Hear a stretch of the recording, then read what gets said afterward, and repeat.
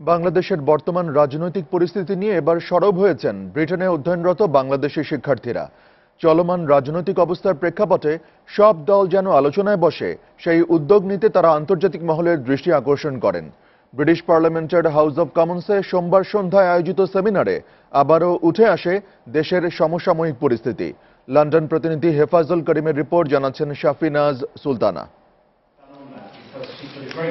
British house of কমন্সে বাংলাদেশের রাজনৈতিক ব্যর্থতা ও মানবাধিকার পরিস্থিতি শীর্ষক সেমিনারে শুরুতেই দেখানো হয় ডকুমেন্টারি। ব্রিটিশ এমপি ম্যাথু ওফোর্ডের পরিচালনায় বাংলাদেশ প্রসঙ্গে 2 ঘণ্টার সেমিনারে আবারও দেশের অর্থনীতি, রাজনীতি, আইন শৃঙ্খলা পরিস্থিতি, নির্বাচন ব্যবস্থা সহ নানা বিষয় উঠে আসে। এ বিষয়ে দিক নির্দেশনা ও নানা পরামর্শ তুলে ধরেন এমপিরা। বাংলাদেশের প্রধান 2 রাজনৈতিক দলকে এখন একসঙ্গে বসতে হবে। নির্বাচনের বিষয়ে একটি গ্রহণযোগ্য সমাধান খুঁজতে হবে। নির্বাচনের বিষয়ে তারা একমত হতে না পারলে দেশের জন্য তা ক্ষতি বয়ে আনবে। সংখ্যালঘুদের উপর নির্যাতনের বিষয়টিও গুরুত্বের সঙ্গে উঠে আসে সেমিনারে।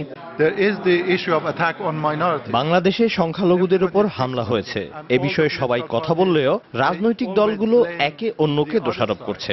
সরকারের উচিত স্বাধীন ও নিরপেক্ষভাবে এর তদন্ত করা।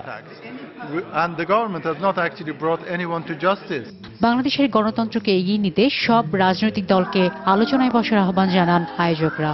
বাংলাদেশকে নিয়ে, আমাদের পরিবারকে নিয়ে, যে বাংলাদেশের গণতন্ত্র, বাংলাদেশের ভোটাধিকার এবং বাংলাদেশের মানুষের অধিকার প্রতিষ্ঠার জন্য বিএনপি, আওয়ামী লীগ, জামাত, জাতীয় পার্টি প্রত্যেকেরই একত্রিত হওয়া উচিত, আলোচনায় বসা উচিত, যাতে করে আমরা আমাদের সুন্দর বাংলাদেশ পেতে পারি।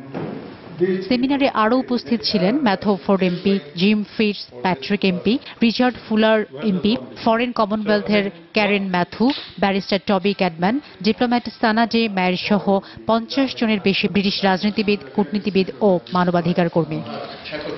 SATV news desk.